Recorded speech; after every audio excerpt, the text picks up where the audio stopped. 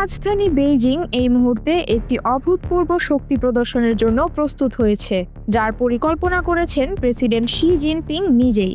নিরাপত্তার এত কঠিন আয়োজন দ্বিতীয় বিশ্বযুদ্ধের পর প্রথম দেখা যাচ্ছে।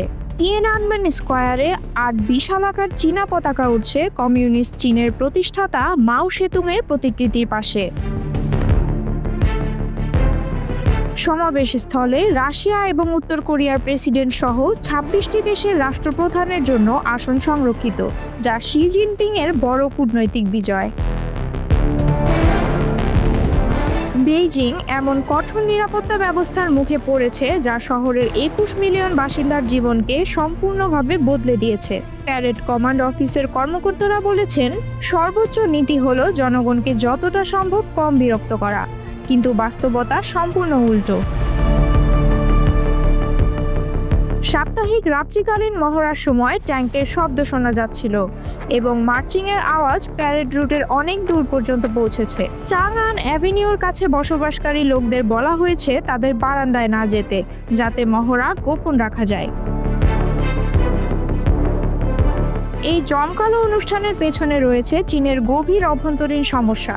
দেশটি বর্তমানে মন্থর অর্থনীতি, যুব বেকারত্ব এবং হাউজিং সেক্টরের ধ্বংসের মুখে পড়েছে। ট্রাম্পের শুল্ক নীতি চীনা কারখানার উৎপাদনকে ক্ষতিগ্রস্ত করেছে।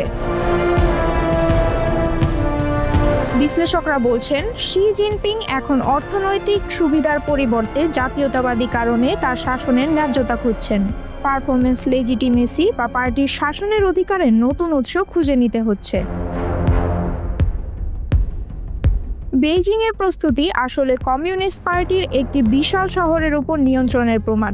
বিমানবন্দরে স্ক্যানার বসানো হয়েছে কিছু অফিস ভবনের প্রবেশদ্বারে, সব ড্রোন নিষিদ্ধ এবং আন্তর্জাতিক সাংবাদিকদের বাড়িতে গিয়ে বারবার দেখা করা হয়েছে। ২০২২ সালে যখন শি তার তৃতীয় মেয়াদের জন্য নির্বাচিত হন, একজন বিক্ষোভকারী একটি প্রধান হাইওয়ে সেতুর ওপর ব্যানার উন্মোচন করে শি এর পদত্যাগ দাবি করেছিলেন। তাকে তৎক্ষণাৎ গ্রেপ্তার করা হয় এবং আজও তার হদিস জানা যায়নি।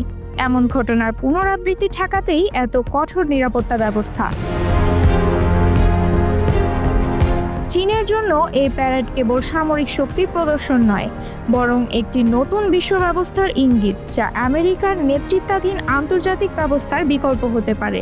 শি জিনপিং চীনকে পোস্ট ইউএস আন্তর্জাতিক ব্যবস্থার অভিভাবক হিসেবে প্রতিষ্ঠা করতে চান।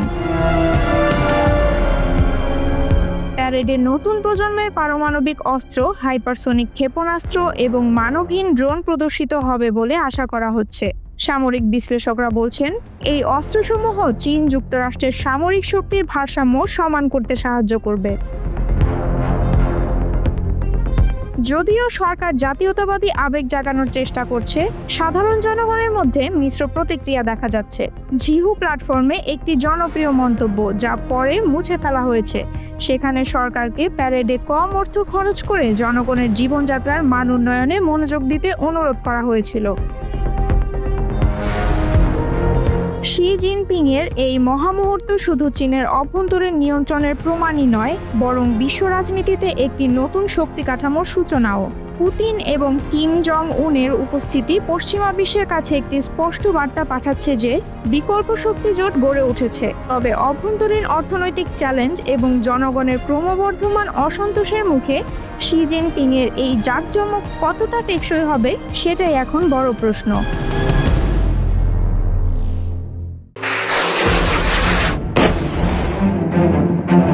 তুরস্কের সামরিক বাহিনীতে যুক্ত হয়েছে স্টিলডোম আকাশ প্রতিরক্ষা ব্যবস্থা। এই সময় গোটা মধ্যপ্রাচ্যে অস্থিতিশীল পরিস্থিতি বিরাজ করছে। ফিলিস্তিনের গাজা, সিরিয়ার উত্তেজনা এবং ইরানে ইসরায়েলের হামলার প্রেক্ষাপটে আঙ্কারার নিরাপত্তা উদ্বেগ বাড়ছে। প্রেসিডেন্ট রিসেপ তাইপ এরদোয়ান এই নতুন ব্যবস্থা গ্রহণকে গুরুত্বপূর্ণ সন্ধিক্ষণ হিসেবে অভিহিত করেছেন। ২৭ আগস্ট আনুষ্ঠানিকভাবে সামরিক বাহিনীর কাছে হস্তান্তর করা হয় স্টিলডোম। এটি শুধু একটি ক্ষেপণাস্ত্র বা রাডার নয়, এটি সমন্বিত বহুস্তরীয় আকাশ প্রতিরক্ষা সিস্টেম। এর মাধ্যমে স্বল্প, মাঝারি ও দূরপাল্লার হুমকির বিরুদ্ধে কার্যকর প্রতিরক্ষা নিশ্চিত করা যাবে। তুরস্কের কোম্পানি আসেলসান রকেটসান ও Turkey scientific and technological research institute যৌথভাবে স্টিল ডোম তৈরি করেছে। এর মধ্যে আছে হিসারো প্লাস শিপের কোর ক্রুজ স্বল্প পাল্লার আকাশ প্রতিরক্ষা যান এবং উন্নত রাডার ও ইলেকট্রনিক ওয়ারফেয়ার ব্যবস্থা। স্টিল ডোম দেশীয় প্রযুক্তিতে তৈরি ভূমি ও সমুদ্রভিত্তিক আকাশ প্রতিরক্ষা প্ল্যাটফর্ম ও সেন্সরগুলোর সমন্বয়ে কাজ করে। এটি আকাশ, রাডার এবং কমান্ড সিস্টেমকে একত্রিত করে এক পূর্ণাঙ্গ নিরাপত্তা বলয় হিসেবে পরিচালনা হয়। প্রেসিডেন্ট এরদোয়ান বলেছেন, যদি তুমি স্বাধীনতা চাও, যদি তুমি মুক্তি চাও, যদি তুমি এই ভূখণ্ডে নিজের সম্মান ও মর্যাদা বজায় রাখতে চাও, যদি তুমি অর্থনৈতিক সমৃদ্ধি চাও, তাহলে সবসময় যুদ্ধের জন্য প্রস্তুত থাকতে হবে। স্টিল ডোম দিয়ে এরদোয়ান আয়রন ডোমের সঙ্গে তুলনা টেনেছেন। তিনি বলেন, যদি ইসরায়েলের আয়রন ডোম থাকে, আমাদের থাকবে স্টিল ডোম। আমরা আফসোস করে বলবো না কেন আমাদের এটা নেই। ইসরায়েলের আয়রন ডোম আকাশ প্রতিরক্ষা ব্যবস্থা 2011 সালে চালু হয়।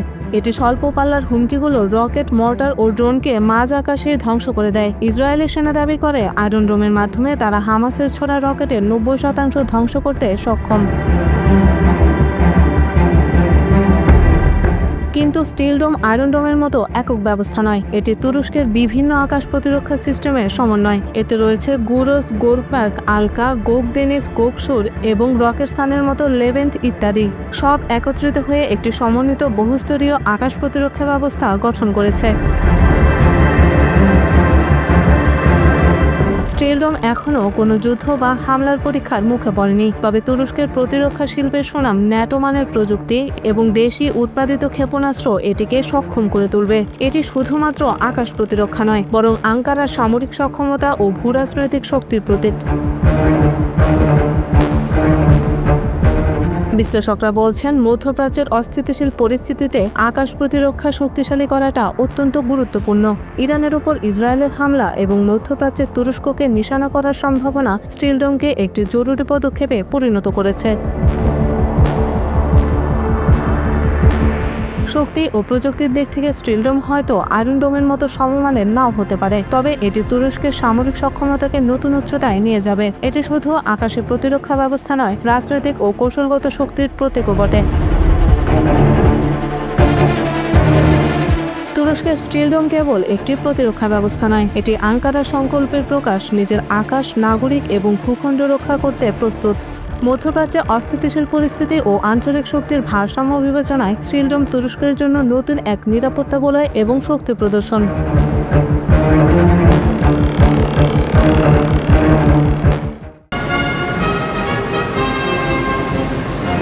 দ্বিতীয় বিশ্বযুদ্ধের অবসানের ৮০ বছর পূর্তি উপলক্ষে বেইজিংয়ে আয়োজিত এক বিশাল সামরিক কুচকাওয়াজে চীন তার সর্বাধুনিক সামরিক শক্তির প্রদর্শন করেছে। চীনের এই শক্তির প্রদর্শনীতে পুতিন ও কিমের উপস্থিতি বিশ্বজুড়ে নতুন আলোচনার জন্ম দিয়েছে। হাজার হাজার সৈন্যের সুসংগঠিত অংশগ্রহণে এই আয়োজনে প্রদর্শিত হয় স্টেলথ ফাইটার, আধুনিক ট্যাঙ্ক ও ব্যালিস্টিক ক্ষেপণাস্ত্র সহ সর্বশেষ প্রজন্মের অস্ত্রশস্ত্র। বুধবার সকালে তিয়ানআনমেন স্কয়ারে আয়োজিত এই কুচকাওয়াজ তত্ত্বাবধান করেন চীনা প্রেসিডেন্ট শি জিনপিং, যিনি দেশটির সামরিক বাহিনী ও কমিউনিস্ট পার্টিরও প্রধান। রাশিয়ার প্রেসিডেন্ট ভ্লাদিমির পুতিন ও উত্তর কোরিয়ার নেতা কিম জং উন সহ বিদেশি নেতাদের শুভেচ্ছা জানানোর পর প্রেসিডেন্ট শি চীনের অবসরপ্রাপ্ত সেনাদের সম্মান জানান এবং পরে মূল অনুষ্ঠান শুরু হয়। স্বর্গীয় শান্তির দরজা থেকে শি কুচকাওয়াজ পর্যবেক্ষণ করেন এবং চীনের সেনা, নৌ ও বিমান বাহিনীর 10,000 সদস্যের উদ্দেশ্যে ভাষণ দেন। তিনি বলেন, চীন শান্তিপূর্ণ উন্নয়নের পথেই এগিয়ে যাবে। চীনের প্রেসিডেন্ট শি জিনপিং বলেন, মানবজাতি আবার এক গুরুত্বপূর্ণ সংকটে দাঁড়িয়ে, যেখানে বেছে নিতে হবে শান্তি অথবা যুদ্ধ, সংলাপ অথবা সংঘাত, আর সহযোগিতামূলক জয় জয় পরিস্থিতি কিংবা একপাক্ষিক শূন্য জয়ের প্রতিযোগিতা। তিনি আরও বলেন, চীনের জনগণ ইতিহাসের সঠিক পক্ষে এবং মানব অগ্রগতির পক্ষে দৃঢ়ভাবে অবস্থান নেবে। আমরা শান্তিপূর্ণ উন্নয়নের পক্ষে চলতে থাকব এবং বিশ্ববাসীদের সঙ্গে কাঁধে কাঁধ মিলিয়ে এমন এক ভবিষ্যৎ গড়ব যা হবে মানবিক। বক্তব্য শেষ করে ধূসর রঙের মাউসুট পরিহিত শি একটি যানবাহনে দাঁড়িয়ে টিয়েনানমেন স্কয়ার প্রদক্ষিণ করেন। এরপর বেইজিংয়ে গুরুত্বপূর্ণ চ্যাংআন এভিনিউ থেকে কুচকাওয়াজ শুরু হয়। এই আয়োজনে কেন্দ্রীয় আকর্ষণ ছিল চীনের সর্বাধুনিক অস্ত্রভান্ডার। এর মধ্যে উল্লেখযোগ্য ছিল পরমাণু অস্ত্র বহনে সক্ষম স্পষ্ট চিহ্নিত DF-5 আন্তঃমহাদেশীয় ক্ষেপণাস্ত্র। পাশাপাশি সুসজ্জিত সারিতে ছিল বিপুল সংখ্যক সামরিক সদস্য। সিঙ্গাপুরের জাতীয় বিশ্ববিদ্যালয়ের রাজনৈতিক বিশ্লেষক ইয়াং চং বলেন, শির জন্য এই আয়োজনের মূল উদ্দেশ্য ছিল এটি তুলে ধরা যে চীন এখন একটি পরিপূর্ণ শক্তিধর রাষ্ট্রে পরিণত হয়েছে, যার নেতৃত্বে রয়েছেন তিনি নিজে। তিনি আরও বলেন, এই কুচকাওয়াজে বিভিন্ন দেশের নেতাদের উপস্থিতি প্রমাণ করে চীনকে বিচ্ছিন্ন করা সম্ভব নয় এবং যুক্তরাষ্ট্র সহ কারো চাপ কিংবা ভয়ভীতিকে তারা পরোয়া করে না। বেইজিংয়ে আয়োজিত কুচকাওয়াজে অংশগ্রহণের জন্য আমন্ত্রিত ২৬ জন রাষ্ট্রনেতার একটি তালিকা প্রকাশ করেছে চীনের স্টেট কাউন্সিল। তালিকায় যারা রয়েছেন তাদের মধ্যে উল্লেখযোগ্য কয়েকজন হলেন ভিয়েতনামের প্রেসিডেন্ট লুয়াং কুয়াং, বেলারুশের প্রেসিডেন্ট আলেকজান্ডার লুকাশেঙ্কো, ইরানের প্রেসিডেন্ট মাসুদ পেজেশকিয়ান, জিম্বাবুয়ের প্রেসিডেন্ট এমারসন মোনানগাগোয়া, সার্বিয়ার প্রেসিডেন্ট আলেকজান্ডার বুচিস এবং কিউবার প্রেসিডেন্ট মিগুয়েল দিয়াজ ক্যানেল। এছাড়াও তালিকায় স্থান পেয়েছেন মিয়ানমারের কার্যনির্বাহী প্রেসিডেন্ট মিন অং খাইং, মালয়েশিয়ার প্রধানমন্ত্রী আনোয়ার ইব্রাহিম, পাকিস্তানের প্রধানমন্ত্রী শাহবাজ শরীফ এবং স্লোভাকিয়ার প্রধানমন্ত্রী রবার্ট ফিকো সহ আরও কয়েকজন গুরুত্বপূর্ণ রাষ্ট্রপ্রধান। তবে তালিকাভুক্ত সবাই বাস্তবেই বেইজিংয়ে উপস্থিত হয়েছেন কিনা সে বিষয়ে নিশ্চিত তথ্য এখনও প্রকাশ করেনি বিবিসি। কুচকাওয়াজ চলাকালে আকাশপথে চীনের বিমান বাহিনী তাদের প্রদর্শনী দেখায়। হেলিকপ্টার থেকে ঝুলিয়ে দেওয়া হয় ব্যানার, যাতে লেখা ছিল ন্যায় বিচার জয়ী হবে, শান্তি প্রতিষ্ঠিত হবে এবং জনগণ জয়ী হবে।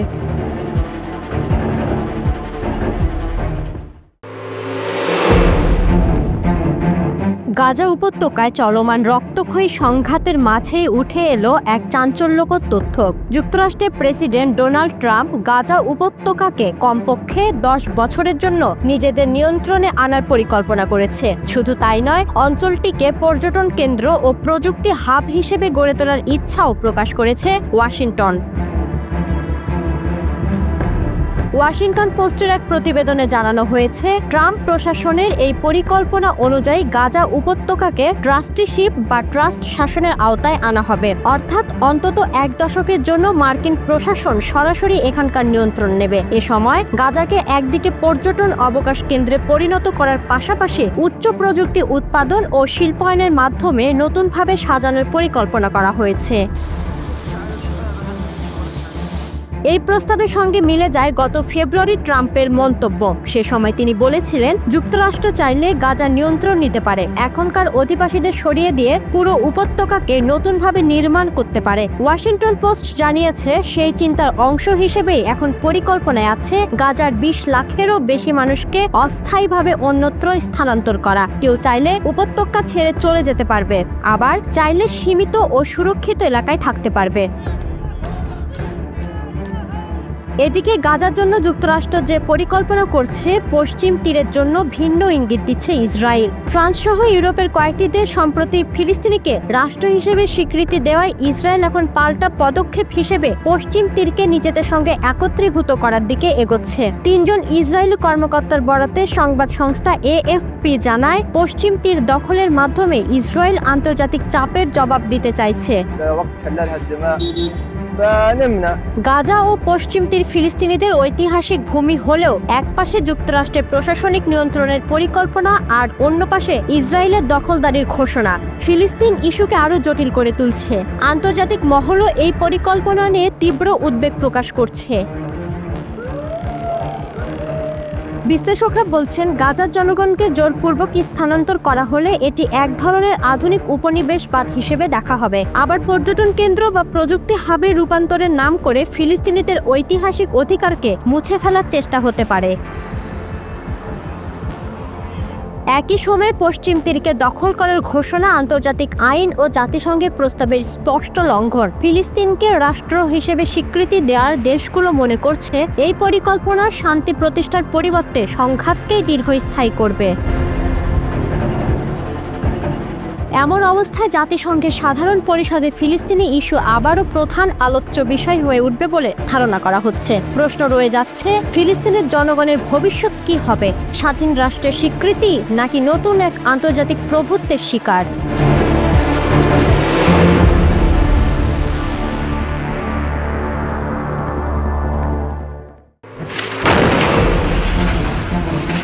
অর্ধেক আমেরিকানই মনে করেন ইসরায়েল গণহত্যা করছে। সাম্প্রতিক জরিপে দেখা যাচ্ছে যে আমেরিকার অর্ধেক ভোটার বিশ্বাস করেন যে ইসরায়েল গাজায় গণহত্যা চালাচ্ছে এবং 10 জনের মধ্যে 6 জন ইসরায়েলের প্রতি আরও সামরিক সহায়তার বিরোধী। কুইনিপিয়াক ইউনিভার্সিটির জরিপে 60% আমেরিকান ইসরায়েলে অস্ত্র পাঠানোর বিরোধিতা করেছেন, যা নভেম্বর 2023 সাল থেকে সর্বোচ্চ বিরোধিতা। আমেরিকা ইসরায়েলের সবচেয়ে বড় সামরিক সহায়তাকারী। ইসরায়েল এখন পর্যন্ত মোট $175 বিলিয়ন আমেরিকান সাহায্য পেয়েছে। প্রতি বছর $3.8 বিলিয়ন সামরিক সাহায্য পায় এবং অক্টোবর 2023 সালের পর থেকে অতিরিক্ত $17.9 বিলিয়ন পেয়েছে। ইসরায়েলের মোট প্রতিরক্ষা বাজেটের 20%, আইডিএফ বাজেটের 40% এবং অস্ত্র ক্রয়ের প্রায় পুরো বাজেটই আমেরিকান সাহায্যের উপর নির্ভরশীল। ইসরায়েলি রাজনীতিবিদ ওরি গোল্ডবার্গের মতে, পশ্চিমা রাষ্ট্রগুলো যারা আগে ইসরায়েলকে সমর্থন করত এখন অসহায় বোধ করছে এবং ইসরায়েলের পতন কামনা করছে। এমনকি জার্মানিও, যাদের যুদ্ধ পরবর্তী বন্ধন ইসরায়েলের সাথে ছিল, সেটা আমেরিকা ছাড়া টিকবে না। তিনি বলেন, আমেরিকার সমর্থন শেষ হলে সবাই দ্রুত ইসরায়েলের বিপক্ষে যাবে, যদিও কেউই প্রথম হতে চাইবে না। রয়্যাল ইউনাইটেড সার্ভিস ইনস্টিটিউটের সিনিয়র ফেলো এইচ.এ. হেলিয়ার বলেছেন, আমেরিকাকে সমীকরণ থেকে বাদ দিলে প্রকৃতপক্ষে কোনো ধরনের সমাধানের সবচেয়ে বড় একক বাধা দূর হয়ে যাবে। ইসরায়েল এক ধাপ দূরে আক্রান্ত হওয়ার এই ধারণা সত্য নয় এবং অনেকের যুক্তি অনুযায়ী দশকের পর দশক ধরেই এটি সত্য নয়। প্রতিরক্ষা বিশ্লেষক হামজে আক্তার বলেছেন, আমেরিকা অদৃশ্য হয়ে গেলে ইসরায়েল প্রায় 1 বছর গাজায় যুদ্ধ চালিয়ে যেতে পারবে, কিন্তু এর অগ্রাধিকার পরিবর্তিত হবে কারণ এটি উল্লেখযোগ্যভাবে আরও দুর্বল হয়ে পড়বে। তিনি আরও বলেন, আয়রন ডোম এবং অ্যারো সিস্টেমের মতো প্রতিরক্ষা ব্যবস্থা যা আংশিকভাবে আমেরিকা অর্থায়ন করে, সেগুলো হারিয়ে ইসরায়েল আক্রমণের জন্য অনেক বেশি উন্মুক্ত হয়ে পড়বে। প্রাক্তন ইসরায়েলি সরকারি উপদেষ্টা ড্যানিয়েল লেভি বলেছেন, কেন্দ্রীয় ব্যাংক এবং সেনাবাহিনী প্রায় তৎক্ষণাৎ বুঝবে যে তাদের কাছে যুদ্ধ চালিয়ে যাওয়ার অস্ত্র বা অর্থ নেই। এরপর অন্যান্য রাষ্ট্র আঞ্চলিক ও পশ্চিমাভাবে যা করে তার উপর নির্ভর করে যুদ্ধ রাজনৈতিক ও অর্থনৈতিকভাবে অটেকসই হয়ে যাবে। বিশেষজ্ঞদের মতে, আমেরিকান সাহায্য বন্ধ হলেও নেতানিয়াহু ক্ষমতায় টিকে যেতে পারেন। তিনি এটা বলতে পারেন যে, আমরা গাজায় আক্রমণ করেছিলাম যাতে আমাদের কখনো অন্য রাষ্ট্রের উপর নির্ভরশীল না হতে হয়। আমেরিকান জনমতের পরিবর্তন এবং বিশেষজ্ঞ মূল্যায়ন স্পষ্ট করছে যে ইসরায়েলের আমেরিকান সহায়তার উপর নির্ভরতা অস্তিত্বগত। আমেরিকান সাহায্য বন্ধ হলে ইসরায়েল তার বর্তমান নীতি চালিয়ে যেতে পারবে না এবং দক্ষিণ আফ্রিকার বর্ণবাদী শাসনের মতো আন্তর্জাতিক বয়কটের মুখে পড়বে। এই পরিস্থিতিতে গাজা ও পশ্চিম তীরে ইসরায়েলি দখলদারিত্বের সমাপ্তি এবং ফিলিস্তিনিদের অধিকার প্রতিষ্ঠার পথ উন্মুক্ত হতে পারে।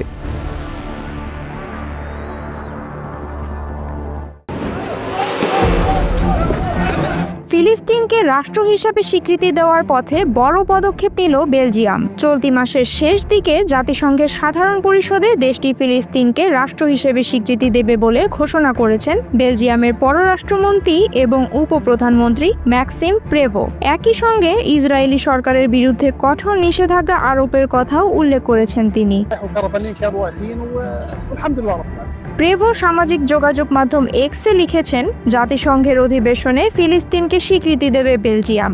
একই সঙ্গে ইসরায়েলি সরকারের বিরুদ্ধে 12টি কঠোর নিষেধাজ্ঞা আরোপ করা হবে। এর মধ্যে রয়েছে দখল করা বসতি থেকে পণ্য আমদানিতে নিষেধাজ্ঞা, ইসরায়েলি প্রতিষ্ঠানগুলোর সঙ্গে সরকারি ক্রয়নীতি পুনর্মূল্যায়ন এবং অন্যান্য অর্থনৈতিক পদক্ষেপ। জাতিসংঘের সাধারণ অধিবেশন 9 থেকে 23 সেপ্টেম্বর যুক্তরাষ্ট্রের নিউ ইয়র্কে অনুষ্ঠিত হবে। ফিলিস্তিনে বিশেষ করে গাজায় চলমান মানবিক বিপর্যয়ের প্রেক্ষাপটে এই পদক্ষেপ নেওয়া হয়েছে বলে জানান প্রেভো। এর আগে জুলাই মাসের শেষ দিকে ফ্রান্সের প্রেসিডেন্ট ইমানুয়েল মাখো ঘোষণা করেছিলেন তার দেশ জাতিসংঘে ফিলিস্তিনকে রাষ্ট্র হিসেবে স্বীকৃতি দেবে। মাখোর ঘোষণার পর আরও কয়েকটি দেশ এই ধরনের পদক্ষেপ গ্রহণের পরিকল্পনা নিয়েছে, তবে কিছু দেশ স্বীকৃতির ক্ষেত্রে নির্দিষ্ট শর্ত আরোপের কথা জানিয়েছে।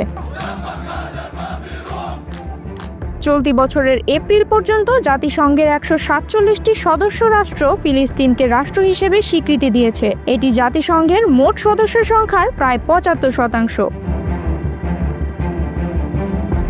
ফিলিস্তিনের ওপর ইসরায়েলের সাম্প্রতিক হামলায় অন্তত 63,459 জন নিহত এবং 1,60,256 জন আহত হয়েছেন। শিশু, নারী এবং বয়স্কদের ওপর চলমান এই হামলা মানবিক সংকটকে আরও গুরুতর করেছে। এই প্রেক্ষাপটে বেলজিয়ামের পদক্ষেপ আন্তর্জাতিকভাবে বিশেষ গুরুত্ব বহন করছে। বিশ্লেষকরা বলছেন, বেলজিয়ামের পদক্ষেপ শুধু ফিলিস্তিনকে সমর্থন নয়, বরং এটি মানবাধিকারের প্রতি একটি শক্তিশালী বার্তা। ইসরায়েলের বিরুদ্ধে আরোপিত নিষেধাজ্ঞা অর্থনৈতিক ও কূটনৈতিক চাপ হিসেবে কাজ করবে, যা আন্তর্জাতিক পর্যায়ে গুরুত্বপূর্ণ প্রভাব ফেলতে পারে। এই পদক্ষেপ ইউরোপীয় দেশগুলোর জন্য একটি উদাহরণ। মানবিক পরিস্থিতি এবং আন্তর্জাতিক আইনের প্রতি সম্মান রেখে অন্য দেশগুলোরও ফিলিস্তিনের স্বীকৃতির পথে আসার সম্ভাবনা বাড়তে পারে। বেলজিয়ামের পদক্ষেপকে বিশেষ করে তখনই গুরুত্বপূর্ণ মনে করা হচ্ছে যখন গাজায় দৈনিক ধ্বংসস্তূপ থেকে লাশ উদ্ধার হচ্ছে, হাসপাতালগুলোতে ঔষধের অভাব, বিদ্যুৎ সংযোগ বিঘ্নিত এবং পানীয় জলের সংকট পরিস্থিতিকে আরও জটিল করছে। বিশ্লেষকরা মনে করছেন, বেলজিয়ামের এই পদক্ষেপ কেবল ফিলিস্তিনের জন্য নয়, আন্তর্জাতিক নীতি এবং মানবাধিকার রক্ষার জন্য একটি গুরুত্বপূর্ণ বার্তা। অন্য দেশগুলোরও আশা করা হচ্ছে তারা ফিলিস্তিনের স্বীকৃতি এবং ইসরায়েলের কড়া পদক্ষেপ গ্রহণে সামঞ্জস্যপূর্ণ ভূমিকা রাখবে। এছাড়া আন্তর্জাতিক সম্প্রদায়ের মাঝে একটি নতুন বিতর্কের জন্ম দিয়েছে। কেউ এটিকে মানবিক এবং ন্যায়সঙ্গত পদক্ষেপ হিসেবে দেখছে, কেউ আবার মনে করছে যে অর্থনৈতিক ও কূটনৈতিক চাপে ইসরায়েলের আচরণ বদলাতে যথেষ্ট নাও হতে পারে। তবে এক বিষয় স্পষ্ট, বেলজিয়ামের এই পদক্ষেপ ফিলিস্তিনের নিপীড়িত মানুষের মধ্যে আশা জাগিয়েছে। বিশ্বের নজর এখন জাতিসংঘের সাধারণ অধিবেশনে, যেখানে ফিলিস্তিনকে রাষ্ট্র হিসেবে স্বীকৃতি দেওয়ার প্রক্রিয়া বাস্তবায়িত হবে।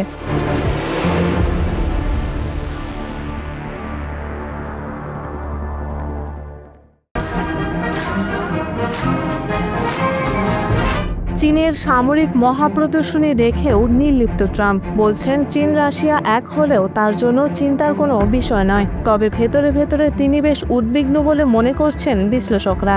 China needs us much more than we need them. No, I don't see that at all, no. যুক্তরাষ্ট্রের প্রেসিডেন্ট ডোনাল্ড ট্রাম্প চীন ও রাশিয়ার ঘনিষ্ঠতাকে যুক্তরাষ্ট্রের জন্য বড় কোনো হুমকি হিসেবে দেখতে নারাজ। তিনি বলেছেন, ওয়াশিংটনের সামরিক শক্তির সামনে বিশ্বের কেউ টেক্কা দিতে পারবে না।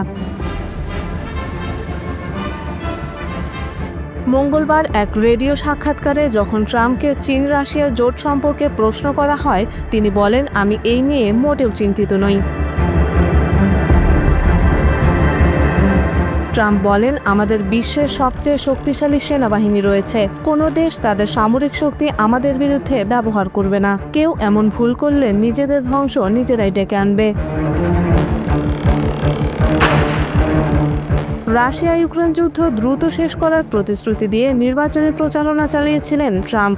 রুশ প্রেসিডেন্ট ভ্লাদিমির পুতিনের সঙ্গে শান্তি চুক্তি আলোচনায় ফলাফল না পেয়ে তিনি ক্ষোভ প্রকাশ করেছেন। Actually, a very good meeting with President Putin a couple of weeks ago. We'll see if anything comes out of it. If it doesn't, we'll take a different stance. তিনি বলেন, আমি পুতিনের ব্যাপারে বেশ হতাশ। আমরা মানুষদের বাঁচানোর জন্য কিছু করতে যাচ্ছি। এটা কোনো রাজনৈতিক বিষয় নয়, এটা মানুষের জীবন বাঁচানোর ব্যাপার। চীন ও রাশিয়া সম্প্রতি নিজেদের মধ্যকার সম্পর্ক আরও দৃঢ় করে পশ্চিমা নেতৃত্বাধীন আন্তর্জাতিক শাসন ব্যবস্থার বিকল্প এক বিশ্ব ব্যবস্থার প্রস্তাবনা দিয়েছে।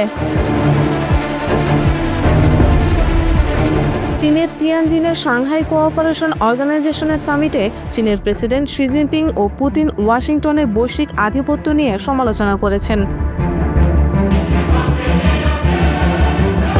বুধবার বেইজিংয়ে আয়োজিত অনুষ্ঠানে উপস্থিত ছিলেন চীনের প্রেসিডেন্ট শি জিনপিং, রাশিয়ার প্রেসিডেন্ট ভ্লাদিমির পুতিন ও উত্তর কোরিয়ার নেতা কিম জং উন সহ আরও অনেকে। দ্বিতীয় বিশ্বযুদ্ধে জাপানের পরাজয়ের ৮০ বছর পূর্তি উপলক্ষে আয়োজিত এই কুচকাওয়াজকে চীনের আন্তর্জাতিক প্রভাব ও সামরিক শক্তি প্রদর্শনের একটি কৌশলগত উদ্যোগ হিসেবে দেখা হচ্ছে। হোয়াইট হাউসের সাংবাদিকদের প্রশ্নের জবাবে ট্রাম্প বলেন, আমি এই কুচকাওয়াজকে যুক্তরাষ্ট্রের বিরুদ্ধে কোনো চ্যালেঞ্জ হিসেবে দেখি না। প্রেসিডেন্ট শি জিনপিং এর সঙ্গে আমার সম্পর্ক খুব ভালো, তবে বাস্তবতা হলো চীন আমাদের উপর যতটা নির্ভরশীল আমরা তাদের উপর ততটা নই। Much more than we need them.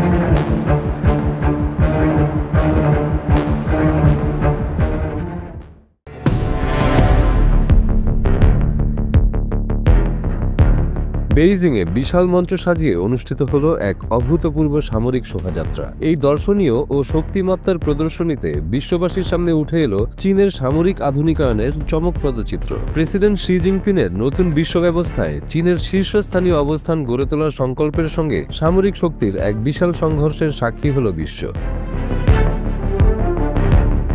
প্রদর্শনীতে প্রথম নজর কাড়ে DF-61 নামক একটি আধুনিক আন্তঃমহাদেশীয় ব্যালিস্টিক মিসাইল। দীর্ঘ দূরত্বের এই অস্ত্রটি পারমাণবিক আঘাতের ক্ষমতা রাখে এবং চীনের রকেট ফোর্সের জন্য এটি একটি নতুন গেম চেঞ্জার হিসেবে বিবেচিত। এর সঙ্গে ছিল হাইপারসনিক গ্লাইড ভেহিকল সজ্জিত মিসাইল, যেগুলো দৌড়ে যায় শব্দের গতির চেয়েও 5 গুণ দ্রুত। অস্বাভাবিক উড্ডয়ন পন্থা তাদের মিসাইল প্রতিরক্ষা ব্যবস্থার জন্য এক বড় দুশ্চিন্তা তৈরি করে। আশ্চর্যজনক ছিল মোবাইল ট্র্যাক ও নৌযানে সজ্জিত লেজার এয়ার ডিফেন্স অস্ত্র। এই ডাইরেক্টেড এনার্জি ওয়েপন্স লক্ষ্যবস্তুতে আতুরঘরীয় তাপ ও বৈদ্যুতিক বিভ্রাট সৃষ্টি করে তাদের কার্যক্ষমতা বন্ধ করে দেয়। গোলাবারুদ বহন ছাড়াই লেজার অস্ত্রের কার্যকারিতা ও সাশ্রয়িতা এক ধরনের বিপ্লব। চীনের এই প্রযুক্তি আকাশ, নৌ ও স্থলবাহিনীকে শক্তিশালী আঘাতে রক্ষা করতে সক্ষম। ড্রোন প্রযুক্তিতেও চীন অসামান্য অগ্রগতি অর্জন করেছে। উপরন্তু আকাশ, সমুদ্র ও স্থলে মানুষের বদলে স্বয়ংক্রিয় ড্রোন দিয়ে যুদ্ধ কৌশল পরিচালনা করে সামরিক অভিযানের নতুন মানদণ্ড স্থাপন করেছে, যেখানে কিছু ড্রোন সশস্ত্র, কিছু অনুগত সঙ্গী হিসেবে শক্তিশালী স্টেলথ ফাইটারের পাশে ঘোরে, আবার কিছু মাইন পরিষ্কার করা বা যোগানে নিয়োজিত। গত 3 দশকে চীনের সামরিক বাজেট 13 গুণ বৃদ্ধি পেয়েছে, যা মার্কিন যুক্তরাষ্ট্রের সামরিক ব্যয়কে দ্রুত সম্পৃক্ত করছে। আঞ্চলিক শক্তিধর দেশগুলোর তুলনায় চীনের প্রতিরক্ষা বাজেট 5 থেকে 7 গুণ বেশি। সামুদ্রিক যুদ্ধাধিকারেও চীন 2030 সালের মধ্যে মার্কিন যুক্তরাষ্ট্রকে যুদ্ধজাহাজ দিয়ে টক্কর দেওয়ার প্রস্তুতি নিচ্ছে।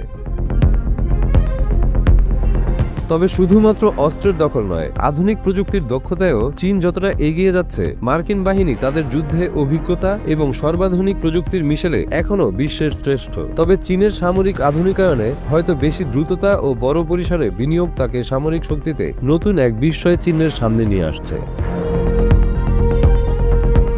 চীনের ইন্টেলিজেন্ট ওয়ারফেয়ার ধারণাটি আধুনিক, স্বয়ংক্রিয় ও নেটওয়ার্ক ভিত্তিক যুদ্ধ কৌশলের এক যুগান্তকারী ব্যবস্থাপনা, যেখানে সংঘাতের স্থান থেকে শুরু করে অস্ত্র সচলকরণ পর্যন্ত নানা ধাপ নিয়ন্ত্রণ করে মানবীয় ভুলের সম্ভাবনা কমানো যায়। এটা সামরিক অভিযানগুলোকে অধিকতর সুবিন্যস্ত ও কার্যকর করে তোলে।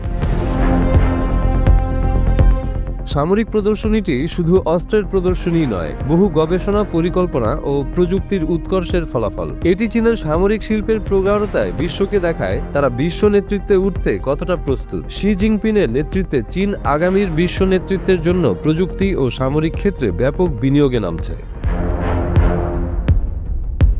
বিশ্বের সামরিক শক্তিমাপক তালিকায় চীনের এই উন্নতি কেবল একটি বার্তাই বহন করে, পরিবর্তন আসছে। প্রযুক্তি ও ক্ষমতায় চীন দ্রুত এগিয়ে যাচ্ছে, যার ফলে বৈশ্বিক সামরিক শক্তির ভারসাম্য নতুনভাবে নির্ধারিত হচ্ছে। বিশ্ব এখন নতুন এক অধ্যায়ের দিকে ধাবিত হচ্ছে, যেখানে চীনের আধুনিক সামরিক প্রভাব ও উদ্ভাবনী কৌশলের বিশাল ভূমিকা থাকবে।